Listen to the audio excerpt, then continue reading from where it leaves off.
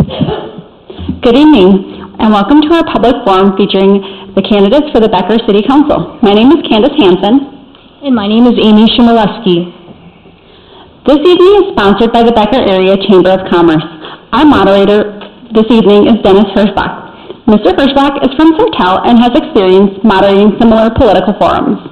He has a well-rounded background, including being a retired minister, teacher, author, and poet. Please help us in welcoming Dennis.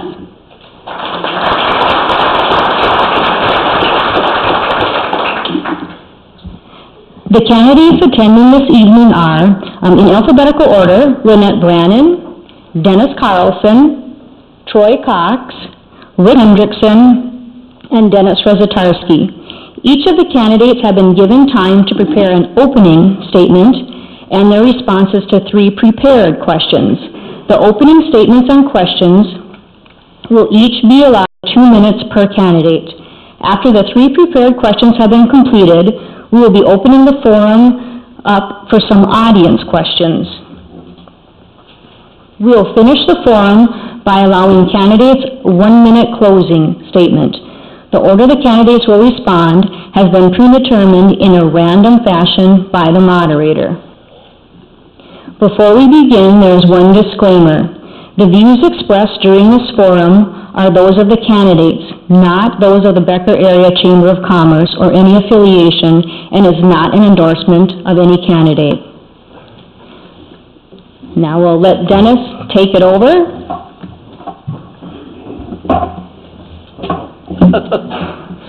Good evening. I'm not going to take any time to explain much. We're going to get right into this because I know a lot of you have questions, probably more questions than we'll have time for. We did have a lottery, and Dennis Rezatarski was the unlucky person who has to begin. From there on, we're going to go alphabetical order. We will rotate with each question. So with that, Dennis, would you begin with your introduction? Thank you, sir. My name is Dennis Rezatarski. I'm 63 years old. I'm married. I have 2 daughters, 1 son, and 3 stepsons. My wife and I have 9 grandchildren. I've been a resident of Becker for 24 years. I'm a retired veteran from the United States Air Force after serving 21 years. I am a Vietnam-era and Desert Shield, Desert Storm veteran. I was born in Michigan, born and raised in Michigan.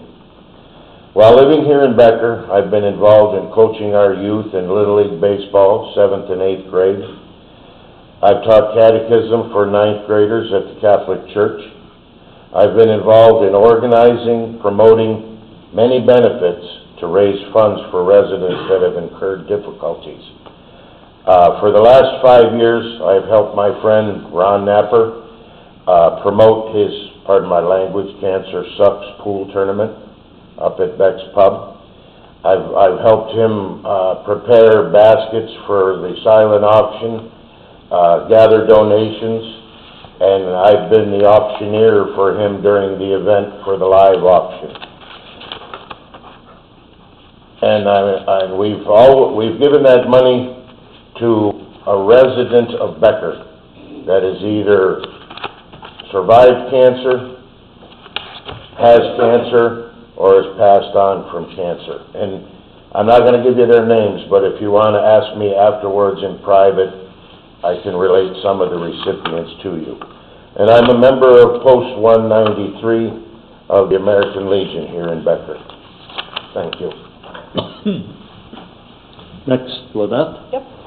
Well, I'm not going to get that lengthy.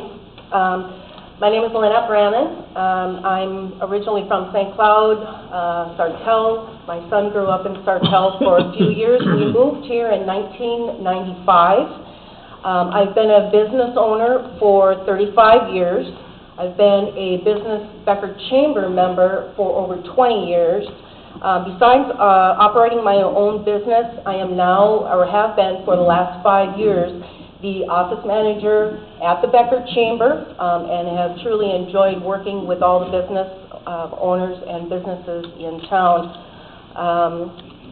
working with current business members and making sure that businesses feel welcome when they do come to town and start their own business, along with supporting them and retention efforts to keep them here in town as far as business owner. I have volunteered on and off for the last 23 years, helping with community events and local organizations throughout the community. And I want to wish the best of luck to all the other candidates. Thank you. Next, Dennis Carlson. My name is Dennis Carlson, and I thank the organizers for this opportunity to tell our intentions and way we're looking forward. I'm running for City Council because I believe Becker can benefit from my experience as an engineer, as a planner, and as an administrator. I believe my engineering background can be helpful in moving Becker into the 21st century. Things change. I moved here in 1997, and Becker was Minnesota's best-kept secret. Adapting to that change means that we must forget that city councils we must not forget that the city council will handle the taxpayers' money, which is real to everybody out there. It is time to get realistic about Becker's future as a community. Becker is likely to someday be part of the larger metropolitan area, and we need to be ready. Catching up isn't good enough. We must think futuristically as leaders and keep up or surpass our neighbors. With over half of today's population in Minnesota, the metro area is basically dominating the legislature, and we have to learn how to compete with the metro area for legislature until we get to be part of that. My hope is to establish a solid financial foundation that will carry Becker into the future as a fully functional, self-sustaining city. Not only being competitive, but standing out among other currently non-metro cities who will all be facing hardships throughout Minnesota by 2075. I'm looking way down the road. The core city of Becker... Your time is up. Oh, is that right? Yeah, you watch the man with the cards there. Troy, you're next. Hi, my name is Troy Cox. I moved here to Becker, Minnesota when I was 4 years old. I'm 44 now. I've been here for 40 years. I went to school, K through 12. I'm a 25-year Union 563 labor. Graduated from Becker. I have a wife, 3 grown daughters. The reason I'm running for change. I'd like to be a part of the growth of Becker with the housing, small and large businesses, better lines of communication between the citizens and the council. I've held a lot of positions in the 25 years I've been in the labors, all the way to I've been a superintendent for the current employer I'm with, and I've worked myself all the way up the ladder, so I feel with all the knowledge I have and with the jobs I've done, I'd make a great city council. Thank you for coming out tonight. Thank you. Rick? Hello, everyone. My name is Rick Hendrickson. I grew up in mainly the northern suburbs of the Twin Cities. I also spent a little time in Detroit when I was growing up. I've been married to my wife, Nancy, for 16 years. We've lived in Becker for a little over 14 years now. I have a degree in business management as well as information technology. I'm employed in the financial services industry. I'm a software engineer and what they would call a security champion, so I kind of do kind of learning the art of white hat hacking, so you would say, to make sure that our applications don't get hacked, kind of stuff. So I guess I've been involved with the city council here since 2013 when we had a member move out of town I was appointed to finish that member's term, which ran through 2014, and then I stood for election in 2014, and you elected me to serve you. So I've served you since March of 2013. I've served on just about every committee that we have here in the city here. I also, as far as outside of the, we'll get some more of that later, so outside of the council, our family does attend church regularly here in town. For fun, I do like to run. Some people don't consider that fun, but I do like to run. I've competed in several marathons and shorter races. I also for other hobbies that are related to the city council here, through work we do teach at St. Cloud State through some programming classes there as well. So, and we'll get into some more stuff later that we'll cover. So. Well, thank you very much. We're going to move right on to the second segment of our forum. Each candidate is going to be asked a question. Actually 3 questions that have been prepared by the Chamber of Commerce Forum Committee. They will have 2 minutes to respond. The first in this order then will be Lynette. And the first question is, and the candidates have received these questions ahead of time. The first question is, what qualifications do you have that makes you a good business decision maker for the citizens of Becker? Okay, thank you. I feel my qualifications come with running a business for 35 years. It takes a lot of wise decisions to make a successful business. I was also, along with Rick, on City Council from 2011 to 2014, and that helped me learn a lot about how a city is actually run. There is a lot that goes into it, and learning about statewide issues also that affect our own communities on a statewide level. During those 4 years, I was involved with pretty much all the departments as well, being on the actual recommendation committees for those departments, which fire, police, EDA, planning,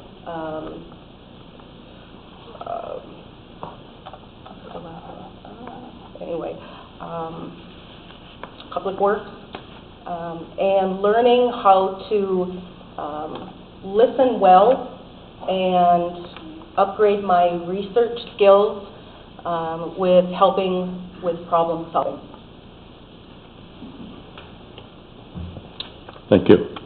And Dennis? Well, I spent 10 years at Hennepin County in planning and programming, and I think that'll be helpful.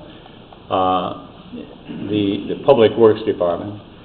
I spent 14 years as county engineer up at Foley in Benton County, and I spent 4 years in St. Paul as state aid engineer.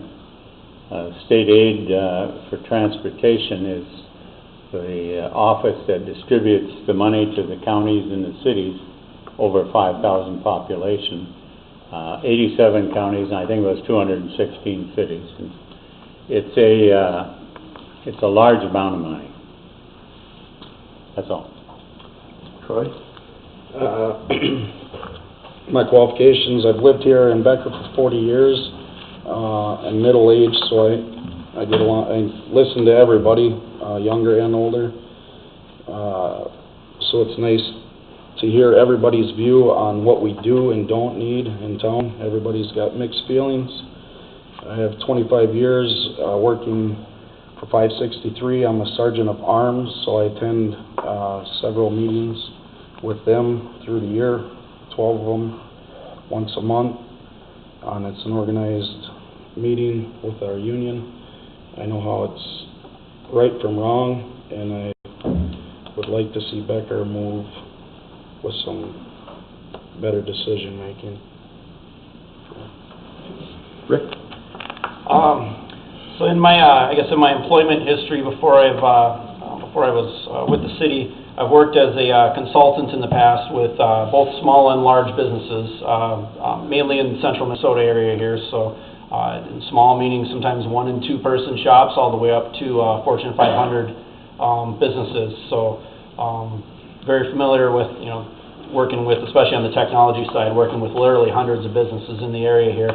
I have been self-employed before, and not just as a side, I've been self-employed as a side gig before, but also self-employed full-time, meaning if you don't succeed, you don't eat. So I definitely know what it means to put it out there. I'm a very detail-oriented person. I'm an engineer by trade. Details, that's what I do. And for instance, when we're kind of moving into the city stuff here, like the Excel energy issue has been one of my passions here as I've served you, and literally hundreds of hours, and that's not an exaggeration, in just the different details, whether it's meetings, whether it's reading, there's literally hundreds of hours. Even like the Northern Metal issue that, when Northern Metal, when that was being discussed through these last couple summers, dozens of hours there that, and a lot of this stuff is behind the scenes so people don't see it, but I'm a very detailed person. And just knowing where to find the information. I don't necessarily have all the information, but, like they say with a good lawyer doesn't necessarily know everything, they know where to find it. And I do have good resources, which do help me to find it. So. Thank you. And Dennis? Like Mr. Hendrickson here, a lot of my employment history was before moving to Becker. I've been involved in supervising major construction projects for our government, dealing with the contractor down from the planning stage through the payment stage. I've negotiated union contracts with 3 foreign governments. I had British civilians, German civilians, and Italian civilians working for me while I was in the military. I'm experienced in developing host nation support agreements, which will correlate over to support agreements that we need for the city of Becker. I also supervised an organization in Europe that had support and test equipment valued at over $500 million. I led a workforce of 120 technicians in 6 work centers in the largest and busiest maintenance organization in Europe.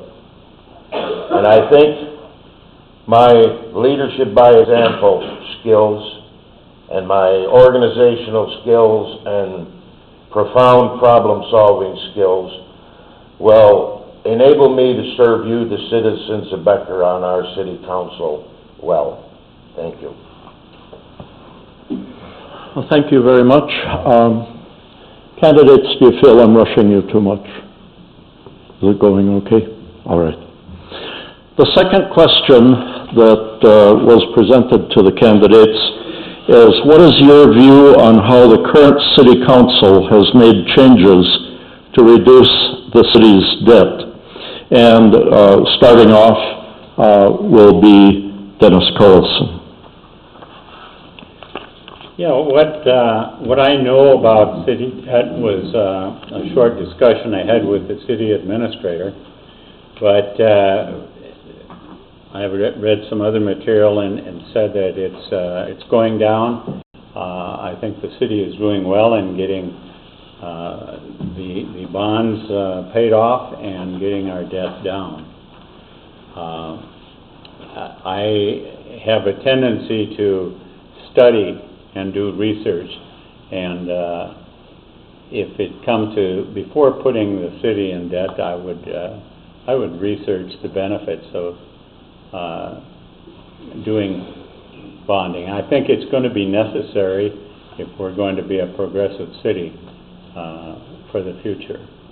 So I'm not against bonding. I like to exhaust all other opportunities first, and then go to bonding.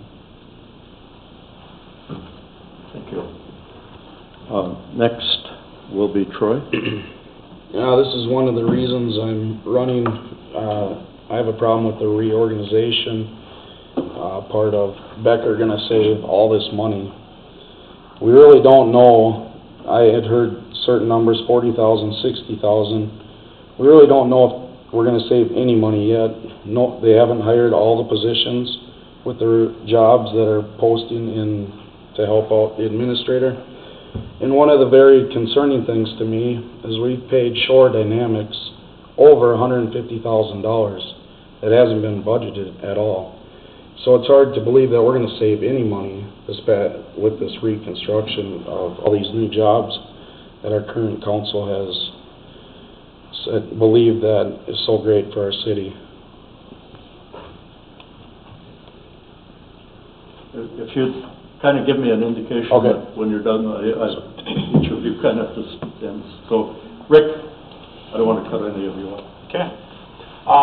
The city debt, this is one of the things I'm the most proud of, and I think we should all be very proud of as a city. We carry right now a little over $1 million in debt, which the only caveat I'd say there is it doesn't include there's a bond we have on the wastewater that LPI currently pays 100% of the bond payment for us, so technically it's on the city's books, but we don't make the payment for that. So as far as what us, the taxpayers, pay on is a little over $1 million right now. Not sure exactly what Big Lakes is. I've heard different numbers, but it's anywhere between 30 and 45 million, to give you an example of another city close to us. But more importantly than that, I mean, there's a simple way to not bond. You just don't buy anything. But you think if we have capital, large purchases, your capital purchases, and how are we going to pay for them? And not only do we not bond, we have a plan to pay for that. And it's no different than if you're, if we're going to buy a car. If you're going to buy a car, you got one of two things to do. You either take out a car loan, or you save up money and until you have enough cash, and then you pay for it. And we're on the rotation with nearly everything that we have here in the city right now, where, if you have a $200,000 snowplow and it's got a life expectancy of roughly 20 years, you're putting away, $10,000 a year for 20 years. Of course, you use the price when you have to buy it, not today's dollars. And when you're putting that money away, so that way in 20 years or whatever, you have the money to pay for that. And we have most of the city on that type of, most of the capital purchases in the city on that type of rotation right now. So that's, this is one of the things as a city that I'm most proud of, is that the fact that we have low debt, and that we also have a plan to pay for things in cash. Again, it's not like to say that we would never have debt. There's possibly some things in the industrial park, some projects out there that could require debt there, but as far as all of our day-to-day purchases of capital, we are not doing with debt. Thank you. Dennis? I believe that past and current city council has done a good job in reducing our bonding, as Mr. Hendrickson just said. They've paid cash for many things. They've used the capital improvements program over the years for major improvements and expenditures, keeping spending within the budget most of the time. There are frequently some out-of-budget items that get purchased. They move the large expenditures out into future years where they can budget for it. I do believe that currently the preliminary levy, the last council meeting that I went to, the preliminary levy was $7.2 million. I was asked at a voter's door who works for the city of Monticello, why is our levy at $7.2 million in Becker and Monticello's levy is $7.1 million? I did not have the answer for the individual. If elected, I plan to look into that and promptly get back to him. And I plan to, the budget will already be approved for 2019, so there won't be anything that can be changed on that. But I do believe that department heads need to be held accountable for this budget. And if the council is not happy with the budget, they tell the department heads to go back and scrub it. I've had to do that many, many times, where my supervisor did not like my submitted budget. And he said, you gotta cut where you can cut. cut here, cut there, it's gotta be this dollar figure, or it's not going forward. So we need to be prudent with the expenditures of your tax dollars and look into the levy. And thank you for that question. Thank you very much. Thank you for being prompt.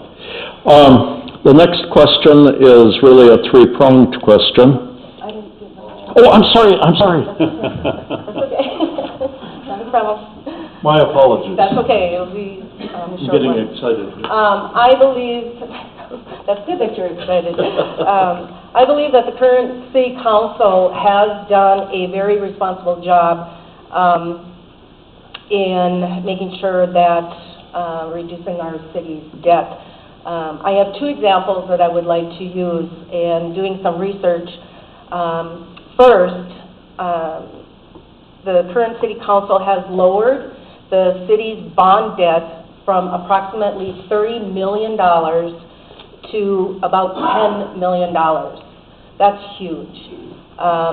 So by paying off these bonds and refinancing at a lower interest rate, has saved the city tremendous amount of money. And obviously, funds that we have paying for capital improvements cash-wise would be just the cherry on cake. The other example I have is partnering with our industries, larger, smaller, depending upon who they are, what their needs are. Like Liberty Paper is paying for that bond for their wastewater treatment plant that they built a couple years ago, and that has proven to be a very successful as far as not incurring any future debt. And I think that's a great example to use in future for other industries as well, so that we do not incur any further debt. Thank you. Well, thank you. Well, as I was going to say, the third question is a three-pronged question. And the question takes this form. What have you done to educate yourself on the current issues facing the city? What do you feel is Becker's biggest issue, and how do you plan to address that issue? And starting off will be Troy.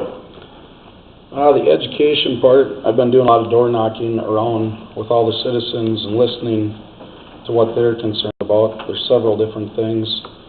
One of them that I believe is the communication between the citizens and the council. I just recently started to go to some of the council meetings, which I wish I could go to a lot more. If you guys have been there, you get 3 minutes, 5 people. You can talk till you're blue in the face for 3 minutes, then you're done, and nobody gets back to you on any of the problems that you ask, and you just move on to the next person, and then everything's forgotten. So I think that's a major problem, that we should listen to our citizens of Becker and get back to them. I mean, I'm not saying you have to get back to them the next day, but you should get back to them promptly. The other concern that I think is a big problem in Becker is this consulting firm. It's been in the paper that we pay $200 an hour, but nobody really knows what we really pay. And everybody's really concerned that the spending's, where is all this money coming from to pay for this if it's not in the budget? Thank you. Rick? The biggest issue, I think everybody knows, the biggest issue in this town has to be the retirement of the Sherco units in the next decade. As for most people know, but the Sherco pays about 75% of the property tax here in town on any given year. And so they're going to be retiring 2 of the 3 coal units, one in 2023, one in 2026. As you know, we did secured through the governor and the state legislature, we did secure the natural gas plant, which is supposed to be brought online just before the second unit closes in 2026. That is a big win for us as a community. It's not a one-to-one replacement, though, of closing units 1 and 2. You know, it's not a dollar-for-dollar replacement there.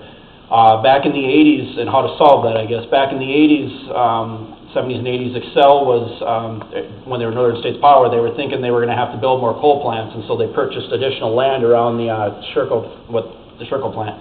And they, of course, don't have to build coal plants now, and so now they're now in the process of starting to sell that property off. Of course, if you're Excel Energy, it's not a big stretch to say that you would want to sell it to a big power user.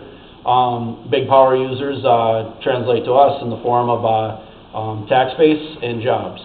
And as we were debating this issue with the city, we were, debating different things. Do we bring a higher, somebody that's really experienced in EDA to try to fill up properties in the industrial park? Excel has kind of taken part of that role for us. It kind of fell into our lap because now they're out as a Fortune 500 company, and obviously they, interact with other large companies, and so they're out working with some of that as well, and our properties are for sale out there as well. So I do feel that the Sherco issue is the biggest issue, and I do feel that working with Excel there to bring in large corporations like that is the key. Dennis? Yes, the Sherco closing in 2023 and 2026 is a major issue. I feel that Becker's biggest issue is finding ways to attract more businesses to our new industrial park and our Highway 10 First Street corridor and promote more single-family housing construction.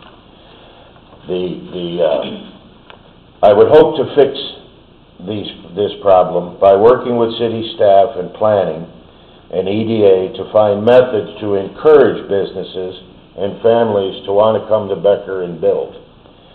Things like selling the lots in the new industrial park at a substantially reduced price. When I came to Becker in 1994, the current mayor, Norm Jensen, the EDA individual, Dave Granning, and city administrator, Joe Rudberg, they worked hard to get businesses in the old industrial park. They sold those lots for $1. We're not selling the lots in the new industrial park for $1. Also, I would like to relax the ordinance on brick and mortar buildings required in the new industrial park. Structural buildings built a lot of buildings in the old industrial park. They are nice pole shed metal buildings and will suffice. You want to entice a business to come. I'd also like to offer some form of tax abatement for the first year to businesses coming to Becker. We did that back in the 90s. We let them come in and not pay taxes for the first year or 2 years. And I'd also like to reduce and give the people coming to Becker a reduction in their water and sewer access charges. We're pricing young families that want to build a single-family home out of Becker by these high prices. Thank you. Thank you. Lynette? Okay. Well, as far as educating myself, being part of the actual city council for 4 years was a great way to educate myself. And now that I've been off for 4 years, I still attend meetings. I've been involved on committees on a public level. I still converse with council members and city staff about certain issues that I'm very concerned about. And obviously keeping up, with their website, social media, is a great way just to kind of keep in tune every once in a while on a quick basis. The biggest issue for me will be Excel, Sherco, dealing with this transition from coal to gas, and making sure that we keep a positive momentum as we go through this process, including promoting the industrial park, bringing new manufacturing to the industrial park, which will bring new jobs, which will bring new family housing developments, and a new tax base that will offset the loss of Excel's after Excel's transition.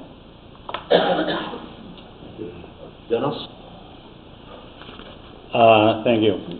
I guess as far as education, I've worked with some of the council people, made some suggestions, and quite frankly, I was a bit disappointed in that nothing ever got enacted. The biggest issue, I agree, is Sherco. My view on it is that new technology is out there, and I would like to see more diversity in terms of the types of power that we're going to generate here. I'd like it to be known as Energy City, not to take it away from Elk River, but I think that there's enough energy delivered in 1 hour by the sun to do the whole country for the year. And technology, I think, is going to give us the opportunity to be more efficient in capturing solar energy. How do I intend to fix it? I guess something that I've noticed is my career was in transportation, and so it seems apparent to me that we have to somehow connect the south part and the north part. We're divided by a railroad and a highway, and it's not safe out there. We've had 300 accidents in the last decade at the 5 intersections in Becker. We've got 2 types of traffic, 60 miles an hour and 30 miles an hour, and trying to mix them just doesn't work. So I'll end it right there. Thank you. Thank you very much. One of my goals was to move things along fast enough so that we'd have plenty of time for questions from the audience. This can become a little messy, and because I'm an outsider, I don't know one person here. Well, now you've disqualified yourself already. I feel that I can call up people at random without any preconceived ideas of what you might be asking. So with that said, I know some of you have written out questions and you don't care to read them. I can appreciate that. So I'm going to ask that Amy take one side, Candace take the other, and you might as well take your position now. And if I call on you and you've got a written question, you can hand it to them and they'll read it. Otherwise, if you're really brave, speak out. And I'm going to ask that you really speak loudly so that everyone can hear. Each candidate will have a chance to answer your question. I will offer you this. Your questions should address issues. Any question that is directed at a person or a personal question will be disallowed. So keep your questions to the issues, and also please don't stand up and give a sermon instead of asking a question, okay? Make sure that you are addressing an issue and ask it as a question, not as what your opinion is. And I certainly appreciate your cooperation on this. So, who's first? Oh, I love it. Questions? No concerned citizens. Yes. I understand Sherco's the most important issue. What's the next one on your list under that? Thank you very much. And Lynette, I'm sorry, you're first on the list, but okay. Rick is first. Well, second on the list. Well, just the finances in general of the city, making sure that we have a balanced budget. you know, we've talked a lot about debt already, but, you know, you know, okay, well, golf, for instance. I know golf, I'm sure there's a few people going to ask about golf, so we can kind of go there. You know, one of the things the city did in 2015, which has been a good financial move, was to take over the restaurant portion of golf. That is one that has unfortunately struggled for some time, and we did that in 2015 on I won't say a trial basis, but it was definitely on a limited basis. That move there proved to be pretty successful on the financial side, and really has been a shot in the arm to the finances for golf, because the food and bev and the golf play are under the same umbrella. So, you know, we look at that. I think we'll, I'm going to talk a little bit about the reorg, but I think we'll do that under a separate topic there. But otherwise, just the personnel, having the right people in the right positions, and yeah, that's that for now. Okay, Dennis. I believe the second biggest problem facing the city of Becker and you citizens is the image of City Hall and the image of your city council. I believe that you as citizens and as voters, you need to be proud of your council. You need to be proud of your City Hall.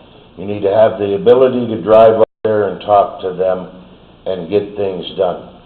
I've been around to a lot of doors. I may have gotten to yours, I may have not. I visited business owners in this town.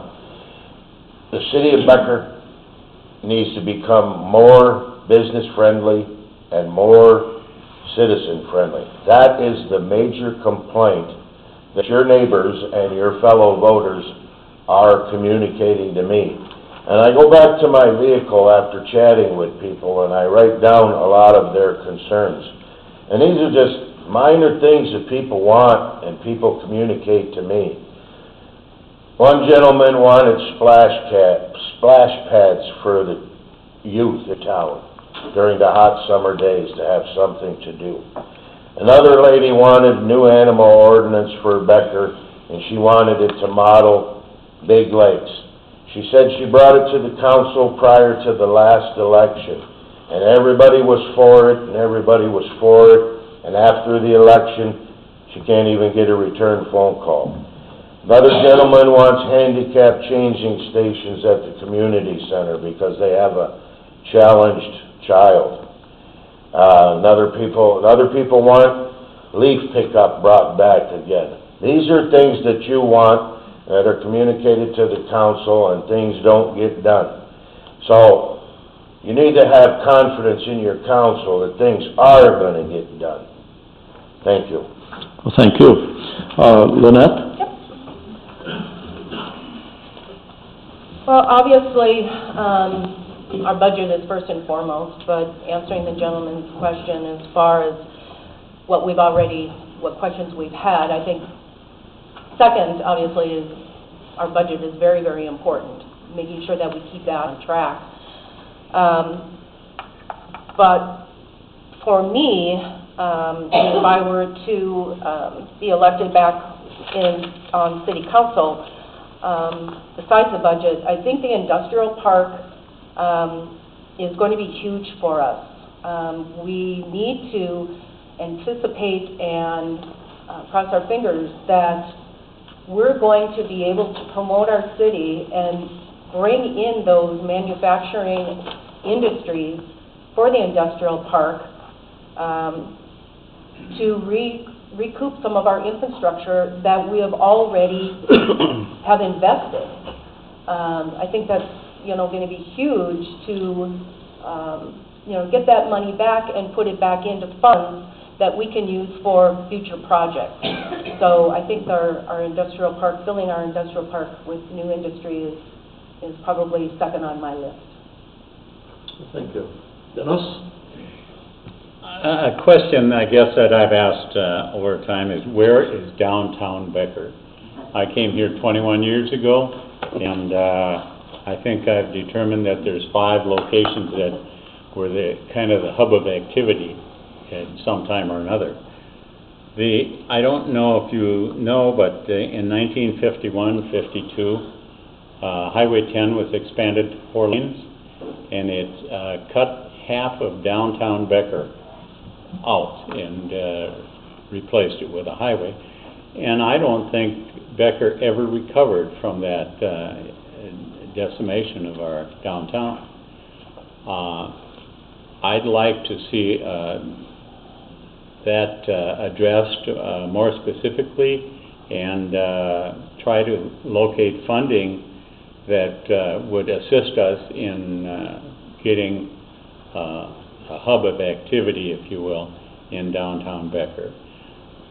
Some thoughts that come to mind might be some kind of form of transportation, and I'm thinking of the senior citizens and the handicap and those people that are shut-ins. My idea would be to try and get some kind of a transportation facility for them at minimal or no cost. I see it as we spent $55,000 for free weightlifting equipment. We can spend a few bucks on senior citizen and handicapped or immobile people. Thank you. Well, thank you. Troy? I think some of the things that concern me is sticking with the budget. I know sometimes that I've talked to some people, they say, well, we saved $7,000 by buying a new cop car. But if it's not part of the budget, we should probably really stay with the budget. If we're going to write checks out and the checkbook don't have the money until next year, then we wait till next year. One of the main concerns, yes, I agree that Pebble Creek is doing great, the restaurant. But a lot of citizens want to know who's going to take the bill after this accident's when it all comes out. We had a death that one of the drivers was at that golf course, served all day long. The citizens want to know who's going to be responsible. Is it the city? Those are all unanswered, so that's a major concern. Okay. Well, I believe everybody got to answer that question, Yes. if I'm not mistaken. Another question. I was expecting 100 hands to go up. Yes? Just going back to the golf course and the restaurant up there. The restaurant used to be, it's a very nice facility, and it used to have a good restaurant. People would come from far and wide, go to Sunday brunch, have a really good meal there. Now it's a sports bar. I don't know. Do you have a question? Yes. What is your future for the restaurant part of the golf course? Dennis, I believe you're up number one. Mr. Herkenhoff is correct. 24 years ago when I came to this town, the restaurant was Flag Sticks. You had to call on Sundays to get a reservation. It was packed. The food was wonderful. Went through a lot of different vendors up there. 2 years ago, one of the candidates that was running, Mr. Hanrahan, stated he felt that we should lease that restaurant and bar out to a vendor for $1 for the first year. Let them make some money and move into the restaurant business and move it right along. I really don't know what to do. It's going to be incumbent on the next sitting council to deal with this tragedy that we've had in Becker. I don't know if the city wants to be involved in running a bar. I don't know if they don't want to be running a bar. Whoever gets elected has to cooperate with the 3 remaining councilmen. We have to work together and find a solution. And I don't know if that answers your question, Stan, but I'm sitting here right now, that's the best I can do. Thank you. Lynette? Well, I have my own ideas about Pebble Creek. Yes, it was very good when, we first moved here in 1995. Things changed over the years, obviously. We got different vendors in there. Some worked, some didn't. As far as big full meals, you know, sit down, big dinners, I don't really think that works here in Becker, and obviously it doesn't because we may still have one. As far as the city owning the restaurant, I think it's working out great. We still have room for venues to come in, weddings, parties, whatever type of, you know, occasion you have going on, which still brings in revenue for the city. So I think right now it's working great, and I think we should just leave it as it is. Well, thank you. Dennis? I'm going to take a little different tack. I don't think the city should be competing with businesses in town, similar businesses. I guess my example would be the community center has invested $50,000 in free weightlifting equipment, and when I went and asked if we could get some room for senior citizens, they said we have no room for them. And then they went out and spent $50,000 for free weightlifting equipment to get 17 people back from private industry, and I think that's wrong.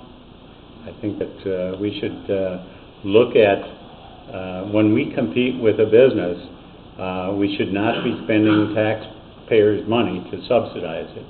I don't know if the current restaurant is making money or not, but I know the first year it lost money, and I know that it's about $400,000 we put into the community center every year, and they call it deficit budgeting, and I don't think that that's the way to approach it. Thank you. Troy? I've actually, we built a house over in Becker on the golf course, so we ate at that restaurant a lot. It's great food. They're doing the best they can. I think if we're never going to be able to get anybody in there with the kitchen equipment, how it's set up. None of that equipment's been changed since Flight Sticks opened, is the way I'm hearing it. So I think what we're getting there is the best they can do, and they're doing a great job. The staff is great. They're still bringing in weddings. But I think we have to give them a little bit of money, because when we go sit down there, you can't find a stool to sit on. Every stool in the bar is about ready to fall down to the ground. So I think if we're going to run it, we got to give them a little bit of money to make it a better place. And we keep the locals after golf. Everybody, they like hanging out there, so we're getting more money that way too. So that's my take on it. Thank you. Well, thank you. Rick? Well, I think I speak for most people when I say if we were being asked today whether we should get into the golf game or get into the restaurant game, I don't think hardly anybody would as a city. But as you know, we are. And so the question really then becomes, you know, is it something you can either manage or maintain, or is it something you sell? Or and we've looked at different options with the restaurant. I'll kind of stick with the topic here. You know, we've had, you know, as has been said here, we've had several, we own the restaurant, the building, and we would lease the restaurant portion out. So people that ran restaurants successfully in other locations would come in here, and they would run their business out of here. Flagsticks was one. There's been several others, and these are people that are successful in the restaurant industry in other locations. And, you know, we can give a wide variety of reasons why maybe they failed. But the bottom line is they did. Every single one did. I mean, there might have been a time when you couldn't get a reservation on a Sunday morning, but for whatever reason, they're not here.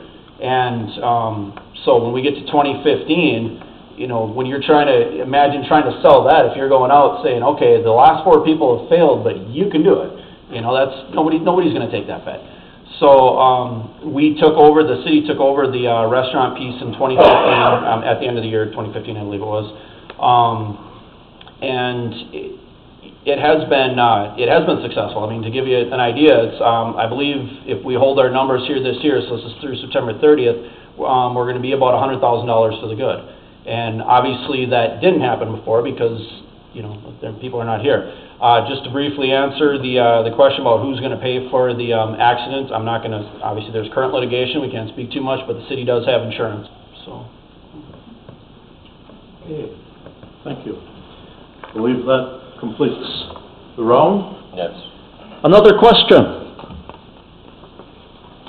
Please. Yes.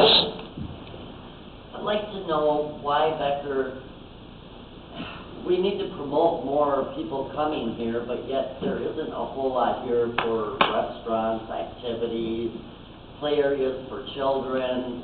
Why don't we incorporate any of that stuff here in our wonderful town, that we do have wonderful schools, we've got the community center, but there's not other areas where they can come and conglomerate, and we've only got a few restaurants in town. We don't have anything major or minor, or major that's going to bring people to our town, per se. Because if you have choices, there's so many other towns with so many other things and availability. Okay, what is your question? Why doesn't Becker have more attractions to bring people here? Thank you. I don't understand. Lynette, you're up. Okay. Well, I think they do. I mean, if you look at all of our amenities, we've got a great school system. We've got a great community center. You've got the golf park. You've got city parks galore, and the trails, which means you've got runners, you've got bikers, you've got cross-country skiing. I think that's a lot. For this small town, I think it's a lot for us. We've got great amenities. Why people come to live here, to play here, but not work. That's a different, that's the difference.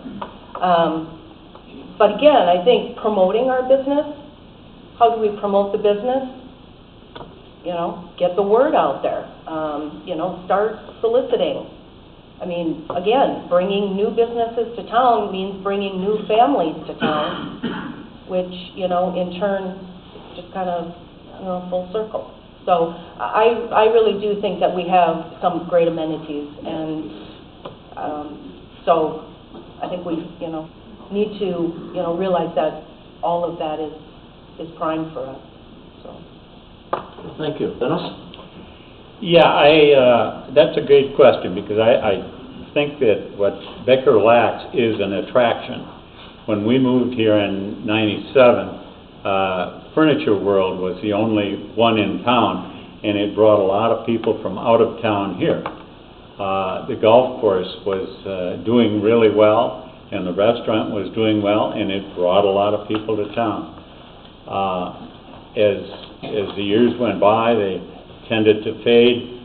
Furniture World ended up building 6 more stores, so that reduced the number of people coming here.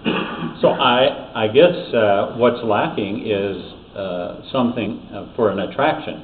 We have the schools, we have the sports stuff. I agree with that, and I think that's doing quite well. But other social places to get together is lacking.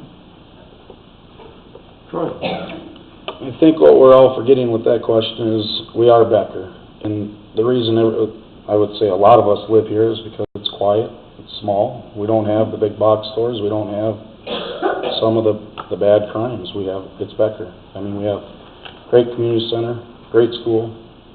I don't know, it's a great community. There's a lot of great things about it. So I have a hard time answering that question. For what we are, I think we have a lot of great things.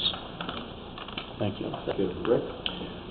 Just like to reiterate what Troy said there. So when we did in 2015, we did the Highway 10 corridor study to look at this type of thing, is to try and find out some more information. Why are there not, what are the exact reasons? Because, I could tell you, but I don't work in the industry. I couldn't tell you why businesses are or are not coming here. One of the numbers that came out of there was the number 6,000. And with a lot of the businesses that were they're looking for a population, it's starting with 6,000 and moving up. That was a number, that was a magic number. We heard that number several different times from when we'd ask business, okay, why are, we're not, sometimes people think that, you know, when you have, like, we're turning away all these businesses, you know, like, they're just knocking on the door and we're just going, no, we don't want you going. You know, that, I mean, it doesn't work like that. You know, that 6,000 number, I mean, if you're a business, at the end of the day, it's really not City Hall's, I mean, City Hall can do a part in that, but at the end of the day, it's a business decision. These are people that work in this industry full-time. That's their job, that's what they get paid to do or not paid to do. If they don't do their job well, is to figure out, when I put a store or a business in a certain location, is it gonna make money? And, you know, if it's population, it's, like I said, it's not like we have a lot of businesses that are coming in and we're just turning them away. Our population is a deterrent, unfortunately, being, you know, just under 5,000. Unfortunately, I would say, why I've focused more time on the industrial side, or where that's been a lot of our focus, is because if we don't satisfy the industrial piece, you know, if the property taxes were to go way up or if people were to move out, obviously, then the commercial selling becomes even harder, so. Thank you. And, Dennis, I believe you're on. Yes, I agree that Becker has amenities, but it needs more. I've had people at the door say, why don't we have a Dairy Queen? Monty's got a Dairy Queen, Clearwater's got a Dairy Queen, Zimmerman's got a Dairy Queen, Big Lake's got a Dairy Queen, we don't. Why don't we have a bowling alley? There was plans years ago to build a bowling alley here at Becker, but it never did happen. But people have to go to Big Lake to bowl. People want things in this town. And the way we need to fix that, the city staff works for the council. The planner and the assistant planner work for the city administrator. The administrator works for the council. The council has to discuss this stuff, see what we want, promote what we want, and aggressively go out and get what we want. Direction to the city administrator, say, this is what we want. We want some more restaurants. Citizen said to me, I want a place where I can get ice cream without going to McDonald's to get it for $1. These are needs that you citizens want. These are needs that are not being provided, in your opinion, for whatever reason. So, we should take your opinions, we should discuss them at the executive sessions, and we should go to the city staff and say, this is what the people want, this is what we want you to do. Thank you. Thank you. Another question? Yes? You've all said that you want to bring more business to town.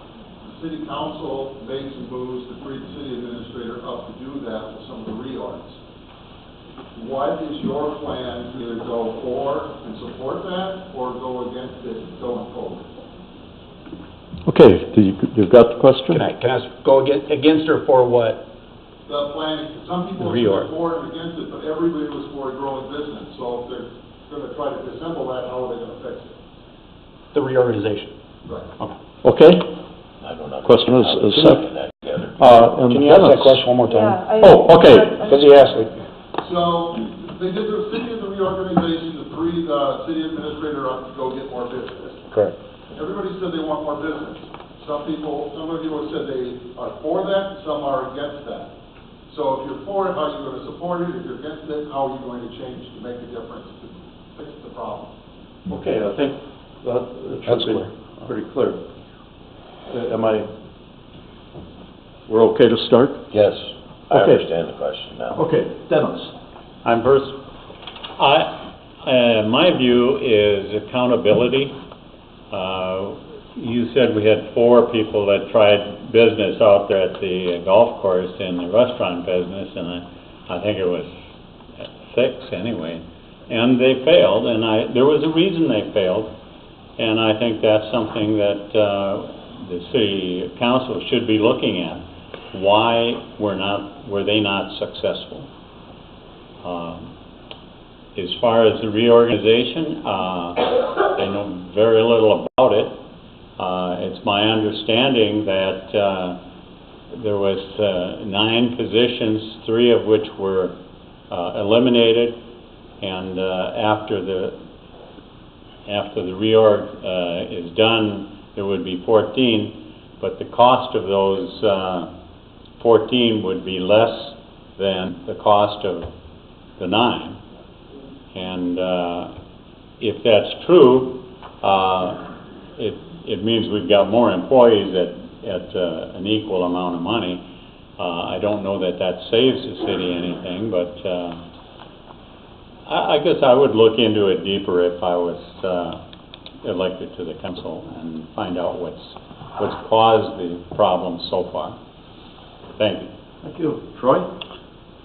I think with that question, the council, they came up with this, and the city administrator, he's got some big boots to fill, because that business park, now that he's freed up, because he had like 200 and some employees he had to watch over, now he's gonna focus on these businesses, so the way we're hearing it, that business park should be full in 2 years. So, that's their plan, so we should be seeing businesses move in left and right, because he's gonna go get them. That's what we're hearing. Thank you. I hope you're right. I guess to give a little history on the reorg, or kind of what it is. So the reorganization, we had the city administrator, and underneath city administrator, we had 8 department heads. As part of the reorganization here, 4 of the department heads were eliminated. I think the paper had said one of them was retired. And the paper said he had lost his job, he retired. So we went from 8 down to 4, and then of those 4, some were put down to manager positions, and then there was one department head created. So we went from 8 to 4 plus 1. So there's 5. The 5th hasn't been hired yet. The main piece, everybody focuses on the current city administrator. This would be necessary, whoever is the administrator here. As we've added departments through the years here, we've done it. It was all in a linear structure. You just had the city administrator and all the department heads. And as I've said several times tonight, that the Sherco issue is our biggest, the Excel, the industrial park, that is our biggest issue right now. And when you're trying to land large companies like that, you don't do that overnight. You don't do that in a month. It takes a long time. And it's a relationship building. There's a lot of meetings. There's a lot of details. Northern Metal, I mean, we're talking probably hundreds of hours there in meetings and just, all the details. And that's just one, and there's others that are hopefully coming here. So yes, when we did it, yes, we do want the city administrator focusing more of his time across the street. If that truly is our focus, that is where we want the city administrator, whether you're happy with the current one or not. I mean, if we were to get a new one in here, this structure would still be the structure we need to do that. We need the city administrator to be more of a CEO versus a COO, I guess is probably the simplest way to think of it. Thank you. Dennis? It doesn't matter what human being occupies the city administrator slot. There's nothing against the individual that's there personally. But he's at the top of the rung. It's called chain of command. Doesn't matter how many levels of supervision he has underneath him. Doesn't matter how many levels of supervision are underneath that. He administers the program. He's in charge of everybody, and he has to hold department heads accountable. That's his job. That's what he gets evaluated on by the council every year, and either given a positive or a negative performance report. But that's his job, to manage and administer those department heads. And if the department heads ain't doing their job, there comes a time, it's called warm fuzzies and cold pricklies. There comes a time when they're doing a good job, you pat them on the back and say, good job. There comes a time when they're not meeting the expectations of the council and not meeting the expectations of you citizens, that they get a kick in the seat of the pants. That's the element of supervision that we were all taught in management. That's what I was taught in the military. Stuff rolls downhill. The council is the boss of the city administrator. He is to carry out their wishes.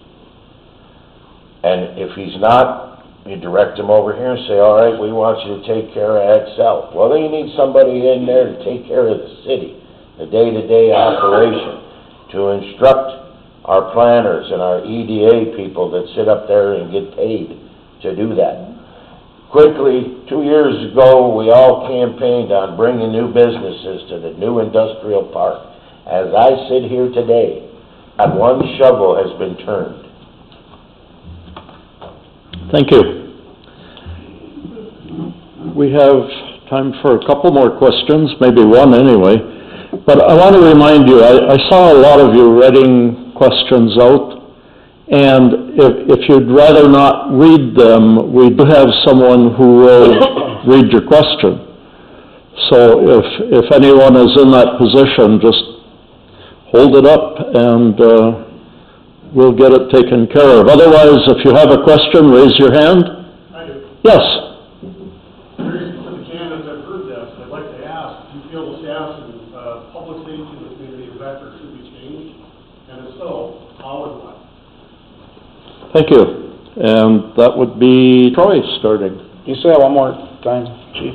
Speak up a little louder, they didn't hear. Sure. Curious to know if you feel the status of public safety or how it's conducted in the city of Becker should be changed, and if so, how and why? Okay. I think we've always had a great police department here in Becker.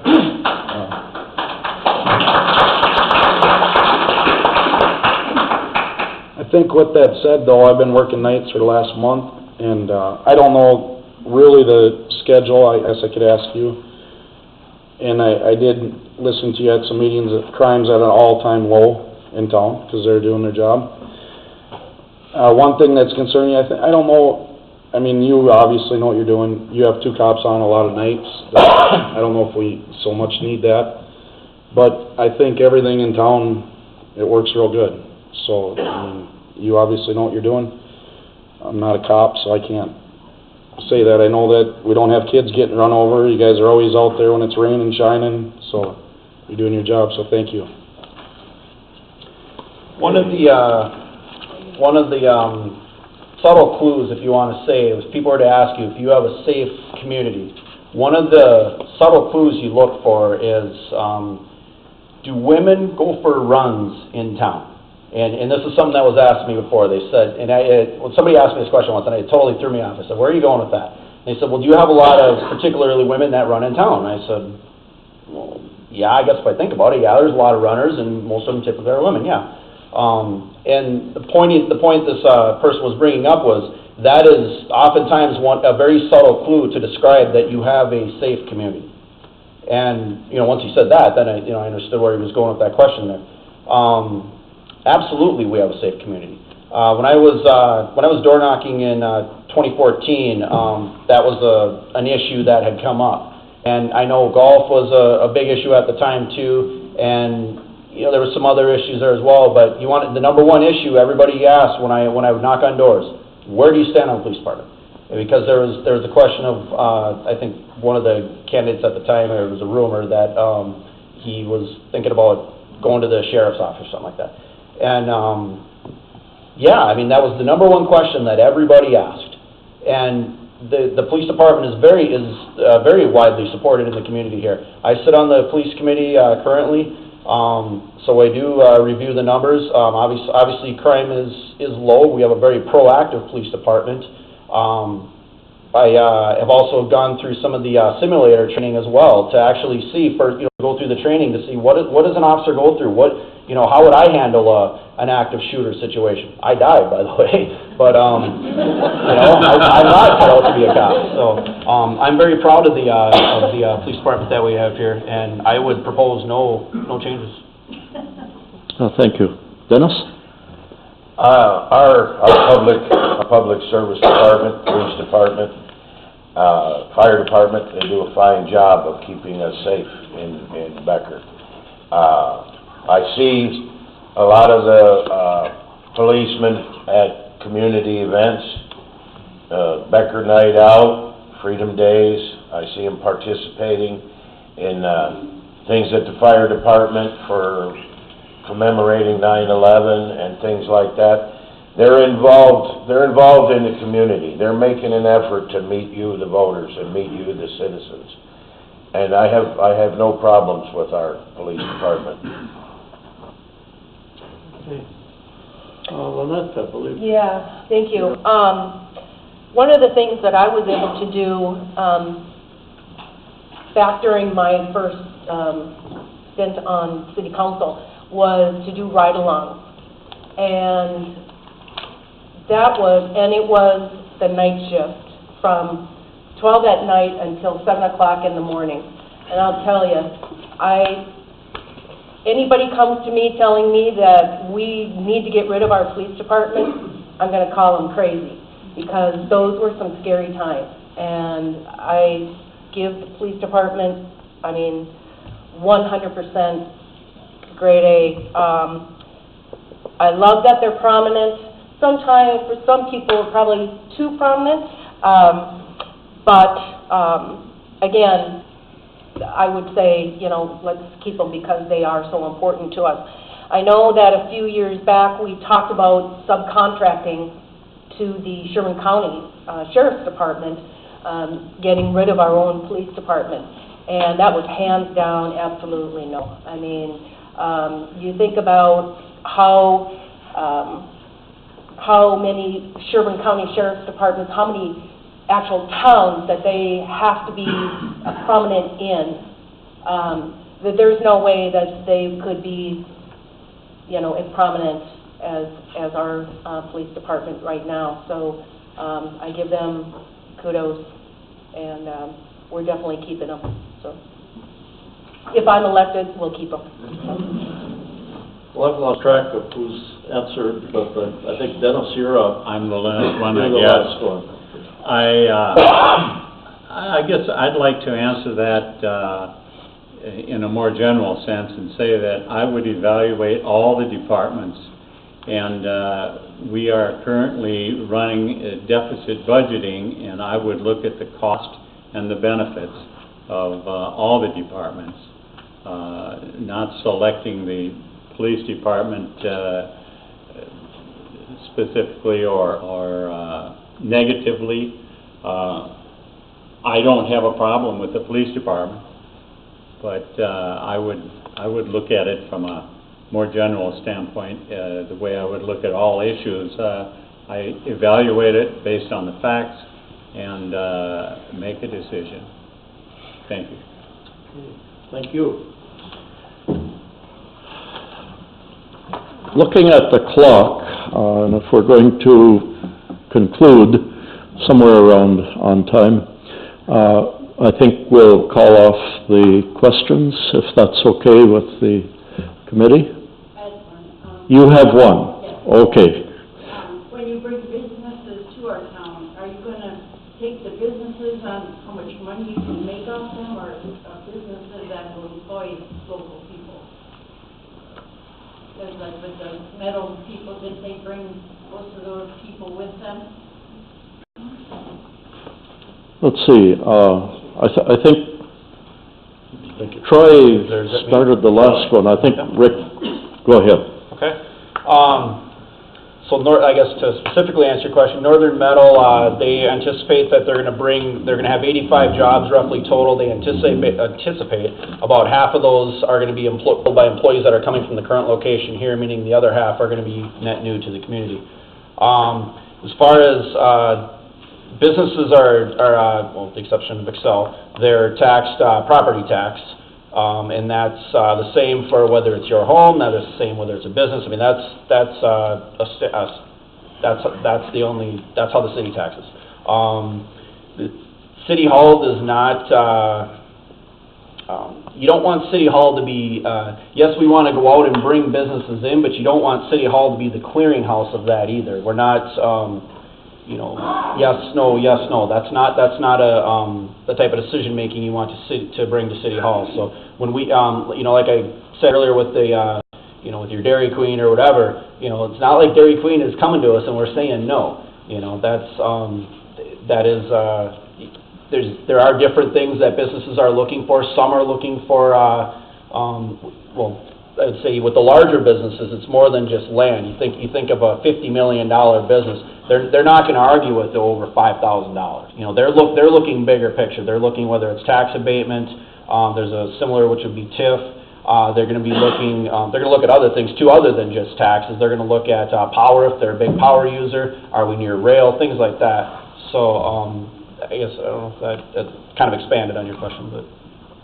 Okay, thank you. Dennis? In being more business friendly, Mr. Hendrickson said, you know, on a Dairy Queen, we need to encourage entrepreneurs to want to come here and get a Dairy Queen franchise.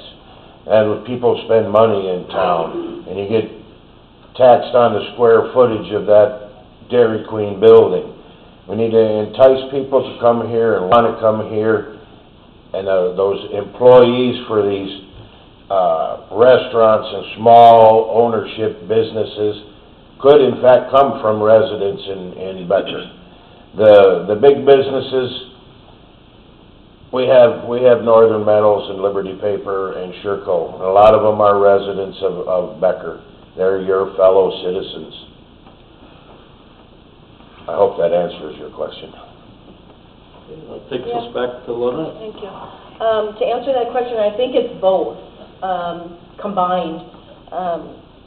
Whether it's a small business, a large business, you know, if you're entrepreneur, if you're commercial, industrial, whatever it is, I think both of those, employee base and also revenue tax base, have to come into play. And I think what is going to be very important as we get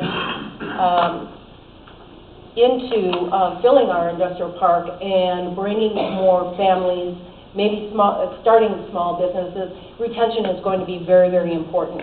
Making sure that we keep in touch with those businesses constantly, making sure that we know what their needs are, helping them out, you know, in different ways, whether we give them, you know, incentives to be here, incentives to stay, whatever it is. I think the combination of both is going to be very important.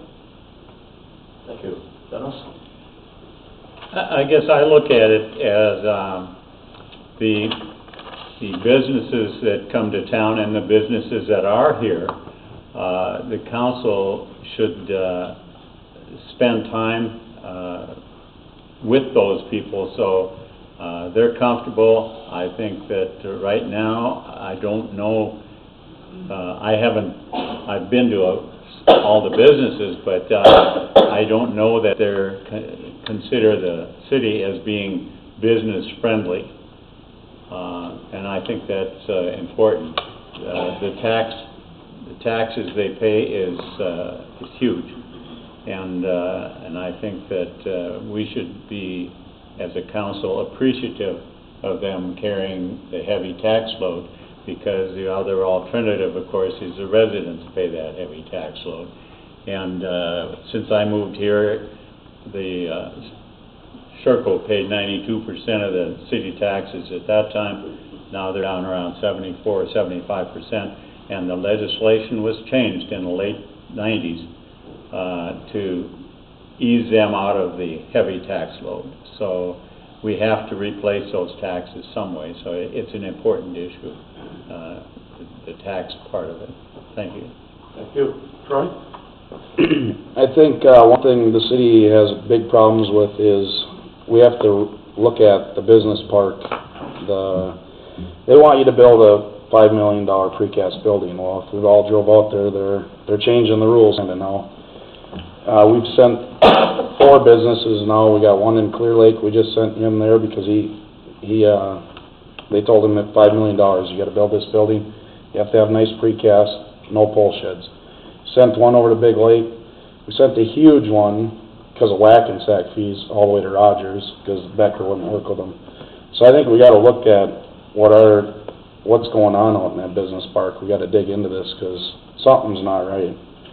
That these businesses are leaving us, and I think if we have them here, we should just kind of cater to them a little bit to keep them here because they are paying taxes. Thank you. Well, thank you very much. We're going to take a minute each now for some summarization, and if my numbering here all scratched out and everything is correct, we're starting with Dennis. Okay. Yes. Okay. In closing, everyone in a leadership position has to listen. We have to listen. In closing, I would like to become one of your 2 new city council members. If elected, I will work for you, the citizens. I do not have a personal agenda. I will open lines of communication to the citizens, and I will have an open forum each month with the citizens somewhere in Becker. I will make you proud of me. I will make you proud of your city. And I will work to make Becker a destination city once again. I will make you proud to be a resident. Please vote for me on November 6th. Thank you. Lynette? Yeah, thank you.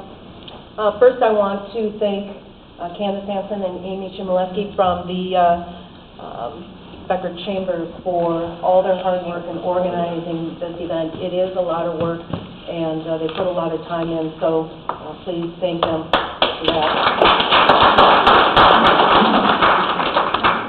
Also, appreciation for, the citizens of Becker putting me through in 2011 to 2014. It was a great experience for me. I learned a lot, and I truly would love to be back in one of those seats again. I kept myself informed about the issues in the last 4 years, being on committees, being involved, and I hope what you heard from me tonight is a reason for you to cast your ballot for me on November 6th. Thank you so much. Thank you. Dennis? Yeah, I again thank the committee that put this together. It's a good opportunity to communicate. We've had a good exchange about issues. I believe that working as a team, we can accomplish much of what has been talked about tonight. Elected officials have the responsibility to enact the wishes of the community and set their personal priorities aside. I wish the best of luck to all the other candidates and only ask that those who get the most votes commit themselves to serving their community constituents' wishes. I believe we had the opportunity to regain Minnesota's best kept secret status. This can be done, but only if we believe it can be done and work as a team to get it done. Let our leaders, including this council, legacy read. They help make Becker a fully functional and self-sustaining community. Thank you very much. Looks like I'm done. Sorry. Thank you. I just want to thank everybody for coming out, and thank you for putting this on Becker Chamber. I know it's a lot of hard work. I would be very honored to represent the city as a council member. So I just want to say thank you to everyone. Thanks. Rick? Thank you again, everybody, for coming out and for putting this together here. I've learned a lot serving you the last 5.5 years that I've served you. Among other things, listening and sharing. As I look around the room here, I've spoken to probably more than half of the room here at some point or another, probably maybe sometimes too much at length. Even up here at the DS up here, Troy, I've only met you one time. Everybody else, we've spoke quite a few times. I do, that's just who I am. I like to share. I like serving you, and I like sharing that with you. And, the building code issues, and we talked about that, that is one of the things, I'm not perfect, we're not perfect as a council, and that is one of the things that we definitely need to, tackle in this next rotation here. The other thing I've learned is to gracefully disagree. Sometimes that can be an art, sometimes you bite your tongue, but sometimes it's necessary too, and so I ask for your vote on November 6th. Thank you. Well, thank you very much. I would really like to thank this audience. People, you've had thoughtful questions, you've been respectful, and I so appreciate that you made my job very, very easy here. I'd like to thank the candidates, and I hope you realize that it takes a great deal of nerve to stick your neck out and put your name on that ballot and in a way be judged by your fellow citizens. And I have the utmost respect for you people who are willing to put yourself on the line. And I think all of them deserve a